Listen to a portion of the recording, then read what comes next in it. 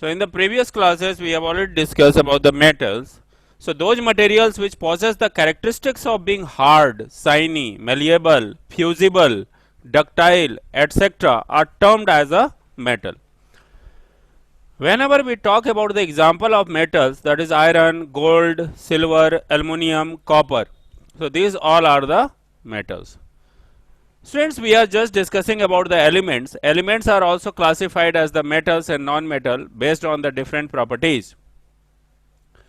So some properties of the metal we are going to discuss. So metals are lustrous. It means that they have the property to shine. Means it is just shining. All the metals exist as a solid except the mercury. Mercury that you have already seen in the thermometer also we are using, which is in the liquid at the room temperature. So they can be drawn into the wire also. This is the third property of the metal, that is known as ductility.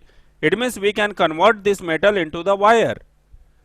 Metals can be converted into the sheet. It means that whenever we are heating the metal, after the melting it is just going to be converted into the different sheet. So malleability, but only the one metal which is mercury, it is already in the liquid state, that is not going to be converted into the sheet. Metals are the good conductor of electricity and the heat, except lead and mercury. Lead, that a chemical symbol is Pb, and mercury is Hg. So they are the good conductor of electricity and heat. They have high density and the high melting point also of the metals. Exception is sodium and potassium. It is having a very low melting point. That is the reason if it is comes into the contact of the atmosphere, it will start burning. So it is highly inflammable substances. Okay, so this is the metal. If I talk about the non-metal, so metals are lustrous, but they are not lustrous. That is, they do not have the shining surface except the graphite and iodine. So graphite is a non-metal, iodine is a non-metal, except these other non-metals are not lustrous or even they are not shining. If I talk about that non-metal, non-metals are generally soft. If you are going to touch, it is soft, except the diamond. Diamond is not a soft. If you would like to change into the wire, so it is not possible. They are non-ductile, they are non-malleable, and they are poor conductor of electricity and heat.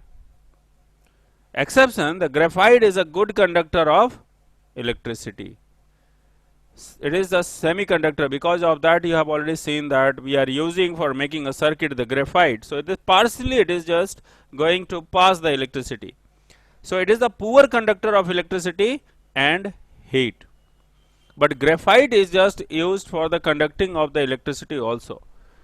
So whenever we talk about the density, so they have the low density compared to the metal. Means non-metal is having a low density compared to the metals. And if we talk about the melting point, so the non-metal is having the low melting point except the diamond, which has the high melting point. So this is basically one thing. Chemical properties of the metals. So metal react with airs or oxygen to form metal oxide. Whenever we talk about the chemical properties of the metal, the first thing comes that metals react with what? Air or oxygen. Whenever we are just going to talk about the metal, metal react with the air or metal react with the oxygen, then also you have seen that a metal oxide is going to be formed. If you have taken the magnesium, magnesium you are going to burn in the contact of the air, it is just giving you the white precipitates, and that white precipitates is the oxide, magnesium oxide. Here I am talking about the copper. Copper react with the oxygen and it is just forming that copper oxide. So this copper react with oxygen, it is forming the copper oxide.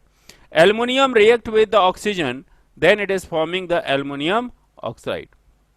So this is also a very important to understand that chemical property. Chemical property of metal.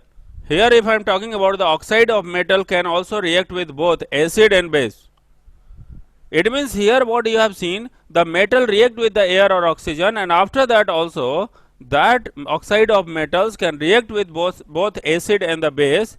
Then what is happened, whenever it is going to react with the acid or the base, it will produces the salt and water. So such oxides are known as amphoteric oxide. Amphoteric oxide. Okay. So aluminum oxide react with concentrate sodium hydroxide. It is just forming the sodium aluminate plus water. Aluminum oxide react with the hydrochloric acid, then it is giving the aluminum chloride and then water. So this is chemical properties.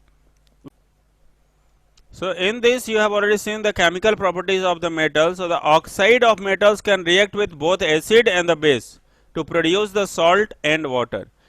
Such oxides are known as amphoteric oxide, Al2O3 plus 6H2O, that is just forming aluminum chlorate, and this aluminum oxide react with the sodium hydroxide, it is just forming the sodium aluminate plus water. Here the metal also react with the water.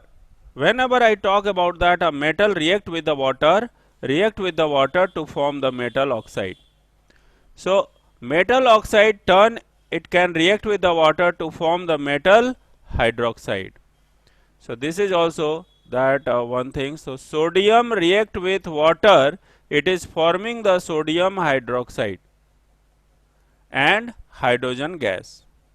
Aluminium react with water, it is forming the aluminium oxide, and that is the 3H2O. So this is basically a reaction with water. So it is a basic in nature. So here aluminum oxide is in basic in nature, and sodium hydroxide is also the strong base. So metals also react with the water to form the metal oxide, but the metal oxide turn can react with the water to form the metal hydroxide. See that. It means here what happened, that metal oxide created, but here what happened, when the water it is hydroxide created. So chemical properties of the metals, metal also react with dilute acid. We know that acid is also having the two part. So dilute acid, whenever it is reacting with the dilute acid, is forming the salt and hydrogen gas. Simple example, magnesium react with the dilute hydrochloric acid to form the magnesium chloride and hydrogen. So metal, acid, and that metal salt plus hydrogen. It means here the magnesium react with the acid, it is forming the magnesium chloride and hydrogen. So magnesium react with the dilute hydrochloric acid to form magnesium chloride and hydrogen. So that is the very simple things you have seen about this. So aquaresia, this is the one very important word. So freshly prepared mixture of the concentrated hydrochloric acid and concentrated nitric acid. It means that whenever I am talking about the HNO3, this is HNO3. So this is what? Nitric acid. This is nitric acid. So whenever I am talking about that nitric acid, NHCl, HCl. So the ratio will be 3 and this ratio will be 1. So 3:1 is the ratio of this acid. So it is highly corrosive, fuming liquids, and one of the few reagents able to dissolve the gold and platinum. So one thing you have to understand about aquaresia. So material and the method. Aquaresia is a mixture of concentrated nitric acid and hydrochloric acid. Use the clean glassware of trace contaminants. It means that whenever we want to clean the glasswares and trace the contaminants. So this is important things. If a milder reagents can accomplish the same task, aquaresia is not the recommended. So how we prepare? Mix the 1 part of the HNO3 and the 3 part of HCl. So this is a fume hood. Add the HNO3 to the glass container, then add the HCl gently, swirl to mix, pour acid from the smaller containers, not from the stock bottles. So aquaresia should never be taken out of the hood. Slowly pour or pipette the aquaresia solution, otherwise what happens, your skin will burn. So it is highly concentrated. So the slowly pours or the pipette the aquaresia solution into the glassware to be cleaned. Gently swirl or the rinse with the flow from the pipette. Allow this glassware to soak for the several minutes if the solid do not readily dissolve. So this is also the very important solution which we have to.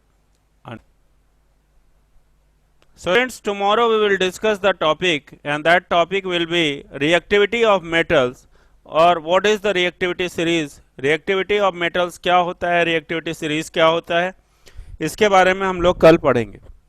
आज के lecture में से यदि कोई भी doubt आपको रह जाता है तो आप कमेंट बॉक्स में जरूर लिखिए अपने फीडबैक्स. आपको क्या समझ में नहीं आया और क्या समझना चाहते हैं, वीडियो में क्या चीज़ें और चेंज करें, वो सारी चीज़ें हम नेक्स्ट वीडियो में इम्प्रूव करके लाएंगे. स्टूडेंट्स, यदि आपने चैनल को सब्सक्राइब नहीं किया है, लाइक नहीं किया है, शेयर नहीं किया है, एक इस टाइप का आपको रेड बटन दिखाई देता है, उस पर आप क्लिक करेंगे, सब्सक्राइब करें. ये बेल आइकॉन है, इसको जरूर प्रेस कर दें जिससे हमारी आने वाली नई वीडियो का नोटिफिकेशन आपको मिले.